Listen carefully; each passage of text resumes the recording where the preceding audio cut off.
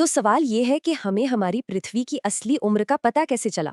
पृथ्वी की उम्र मानी जाती है लगभग 4.5 अरब साल। पर यह हैरान कर देने वाला नंबर आखिर आया कहाँ से, इसकी गिनती कैसे हुई। इतने लंबे समय को नापने के लिए एक ऐसी घड़ी चाहिए थी जो पृथ्वी के जन्म से ही चल रही हो। शुरुआती कोशिशों में जैसे पृथ्वी के ठंडे होने की रफ्तार को नापा गया, पर जवाब गलत मिले। असल में ये तरीके भरोसेमंद नहीं थे, क्योंकि ये घड़ियां शुरुआत से नहीं चल रही थीं। फिर एक जबरदस्त खोज हुई और जवाब मिला एटम्स यानी परमाणुओं की दुनिया से। इसे कहते हैं रेडियोमेट्रिक डेटिंग।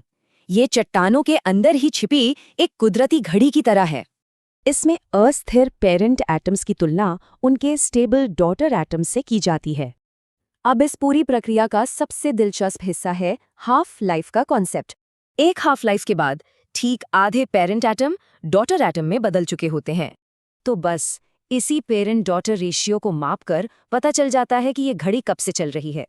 तो फिर सीधा सीधा पृथ्वी की सबसे पुरानी चट्टान को ही क्यों नहीं डेट कर लेते? क्योंकि एक बड़ी प्रॉब्लम है, हमारी धरती अपनी चट्टानों को लगातार रिसाइकिल करती रहती है। प्लेट टेक्टोनिक्स और कटाव की वजह से धरती की शुरुआती चट्टानें अब बची ही नहीं हैं।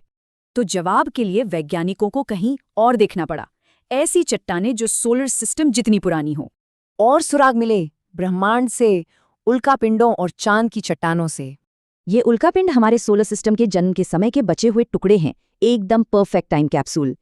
इनकी डेटिंग से एक ही जादुई नंबर सामने आया, 4.54 अरब साल। और ये नंबर ही हमारे ग्रह के लंबे और अविश्वसनीय इतिहास को समझने में मदद करता है। इतने लंबे समय में ही महाद्वीप बने, टूटे और जीवन को पनपने का मौका मिला। इस विशाल टाइमलाइन पर तो पूरा इंसानी इतिहास बस एक पलक झपकने जैसा है। तो हमारे अतीत के और कितने राज इस ब्रह्मांड में छिपे होंगे।